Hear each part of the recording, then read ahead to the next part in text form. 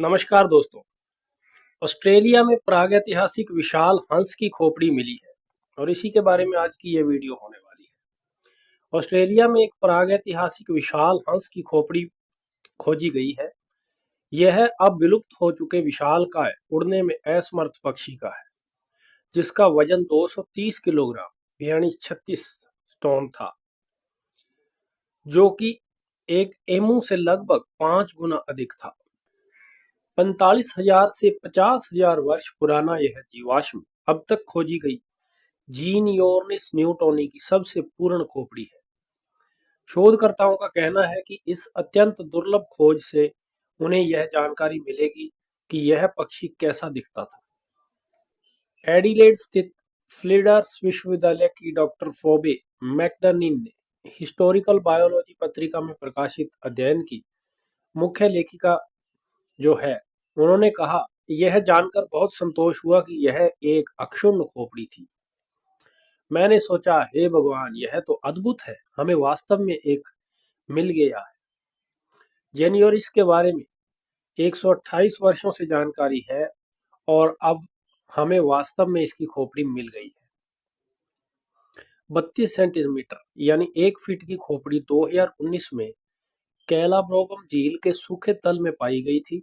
अंतर्देशीय दक्षिण ऑस्ट्रेलिया का एक दूरस्थ क्षेत्र जहां हजारों जानवर एक बार कीचड़ में फंस गए थे, पक्षी के लगभग पूर्ण जीवाश्म शरीर से जुड़े हुए थे। इस प्रजाति की एकमात्र अन्य ज्ञात खोपड़ी, जिसके बारे में 1913 में रिपोर्ट मिली थी, बुरी तरह क्षतिग्रस्त थी और उसमें मूल हड्डी की मात्र थोड़ी मात्रा ही थी, इसलिए उससे बहुत कम जानकारी प्राप्त की जा सकी थी।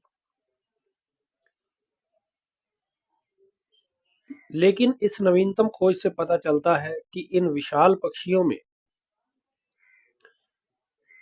एक विशाल कपाल, बड़े ऊपरी और निचले जबड़े, उनके सिर के ऊपर एक असामान्य टोपी जो हेलमेट की तरह होती है, उनके मुख की हड्डी भी काफी चौड़ी थी, काटने की शक्ति भी काफी मजबूत थी और वे अपने मुंह की छत से नरम पौधों और फलों को भी कुचल सकते थे।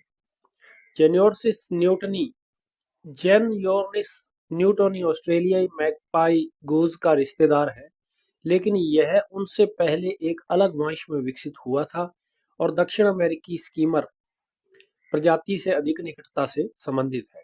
डॉक्टर मैकिनिन ने कहा कि अन्य प्रजातियों के साथ इसके संबंध को समझना जटिल था, लेकिन नई खोज ने शोधकर्ताओं को पहेली को सुलझाने में सक्षम बनाया है, जो सरल शब्दों में यह दर्शाता है कि यह प्रजाति एक विशाल हंस है। ये विशाल उड़ने में असमर्थ मेहरिंग या थंडरबर्ड्स में से अंतिम पक्षी है, जो ऑस्ट्रेलिया के मूल निवासी हैं।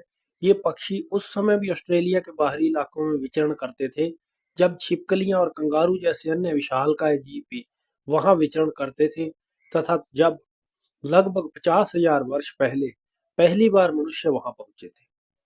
डॉक्टर मैकिनिन ने के अनुसार इस अजीब और अद्भुत पक्षी का आकार और रूप इसे देखने लायक बनाता होगा।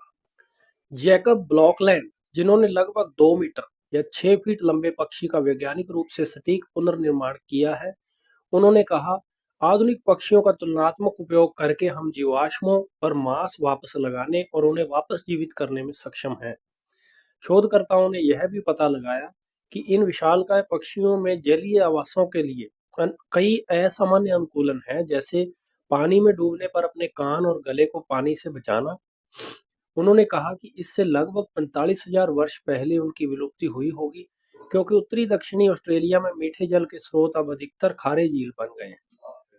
फ्रैंकफर्ट स्थित सेनकेनबर्ग रिसर्च इंस्टीट्यूट के पक्षी विज्ञानी डॉक्टर गेराल्ड मेयर ने कहा कि जीवाश्म पक्षी खोपड़ियां अत्यंत दुर्लभ हैं और इस असाधारण खोज से उस समय ऑस्ट्रेलियाई पारिस्थितिक तंत्र में इस विशालकाय पक्षी की भूमिका के बारे में जानकारी मिलती है। तो दोस्तों, आज की वीडियो में इतना ही। हमारे वीडियोस आपको कैसे लग रहे हैं, हमें कमेंट करके जरूर बताएं। अगर हमारी वीडियोस आपको पसंद है तो वीडियो को लाइक करके अपने दोस्तों और फैमिली में शेयर करें। तो फिर से मिलेंगे आपको एक नई वीडियो में एक नए टॉपिक के साथ। तब तक के लिए नमस्कार।